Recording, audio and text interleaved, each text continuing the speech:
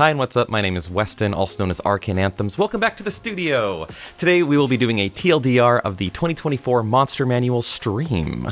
Let's dive into it. They start off the stream by saying that this is the largest monster manual Wizards of the Coast has ever created, including 80 new monsters. They wanted the art to feel like a storybook, so instead of it being just characters standing there, they wanted to add some dynamicness to them. So the focus of the art is not on what the creatures look like, but more what they do. The art is to inspire DM's descriptions of combat abilities and spells, and also display the scale of gigantic creatures, or small ones. Each class of monster is going to have its own art style. For example, the undead will have a Ravenloft gothic feel, where the Fae and the Celestials will have their own designated feels as well. They have lots of different art styles to tell lots of different stories. They also have male and female versions of dryads and incubi and succubi and other creatures as well. We'll get more into that when we talk about mechanics. They also said that dragons are vastly improved. They have layer actions that exist inside the stat block, so you don't have to go looking for it. And most dragons are now spellcasters, so they can do all the fun stuff that like the ancient green dragon could before. They also made changes to challenge ratings. They said the problem before was that DMs would use suboptimal abilities, and then the monsters wouldn't feel as scary or as intimidating. Now, attacks and abilities have been changed to feel more on CR. So whatever skill you choose will feel appropriate to that creature's level of scary, which I appreciate. In addition, they've also included advice on running a lot of the monsters inside of the manual. Speaking of monsters, the focus of this book was not just to add monsters everyone already knows about in generic fantasy, but to make these monsters feel decidedly D&D. They accomplished this first in the art style. For example, the mimics, their art shows them being anything inside of a room, anything and everything, telling the viewer that mimics are more than just a chest, they are whatever you want them to be. And that's very D&D. A new addition is that now every monster begins with their environment and the type of treasure that these monsters hold.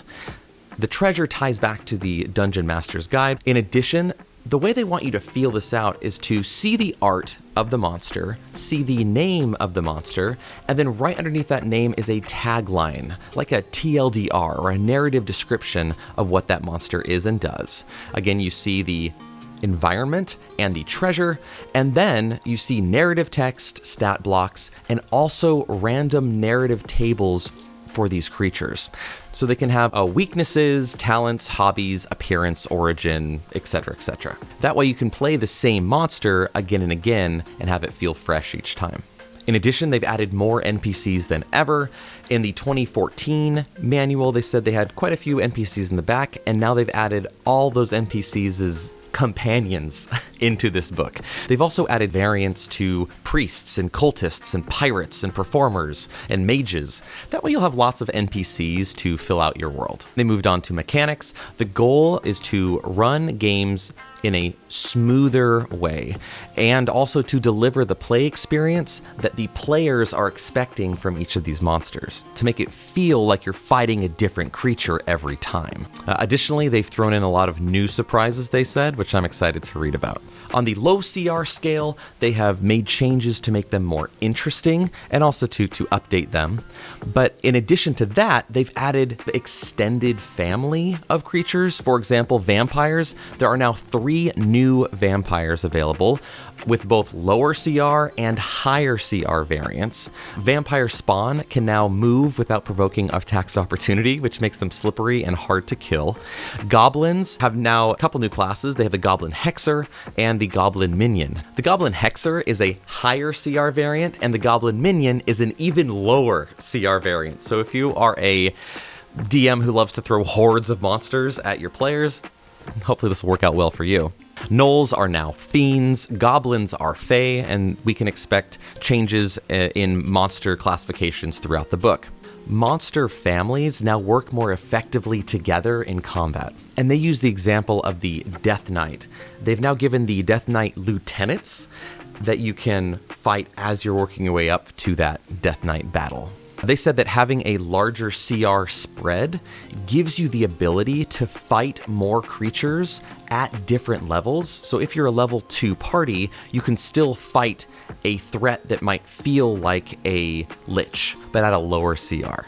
They have also created new and revised Apex CR Doomsday level threats. They mentioned the Tarask being one that they fixed in a way you can't just kite it from ranged anymore. So yeah, new Doomsday level threats. And they mentioned constructs, oozes, fae, celestial. Imagine a Tarask level ooze.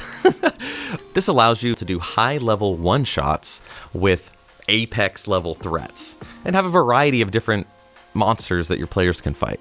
In the new surprises category, they talked about how there are now male and female succubi and also male and female incubi. The incubi are more about attacking people's dreams, and the succubi are more of that idea of seduction, but they can also turn into one another. So they hope this is really going to throw your players for a loop. Then they mentioned how the monster manual ties into the other manuals introduced in D&D 2024. They said that the monsters will be able to trigger abilities based on a bloodied condition. They will utilize the new exhaustion rules in new ways, and monsters will be casting the new spells from the previously released books. Their design philosophy was all about playability. They also mentioned they worked a lot on the infrastructure of the book. For example, all the monsters are alphabetized now, so you're not looking for a gelatinous cube under O for ooze. You're looking for a gelatinous cube under G for gelatinous cube. They also have the classes or families of monsters in the back of the book, so you can quickly find all their different CR levels. My favorite moment from the entire stream was when they said, your characters are often defined by the enemies you fight and the creatures you befriend. I thought that was such a beautiful way to talk about encounters in combat and the monster manual and put a nice little bow on everything. Now you know what the 2024 Monster Manual stream was all about. I will be back with more Monster Manual content as it is released to us. If you enjoyed this video, you might also enjoy my other videos where I write songs about this awesome hobby. If you want to see my face again, subscribe to the channel. And remember, your stats won't save you, but a good song might. Have a good one.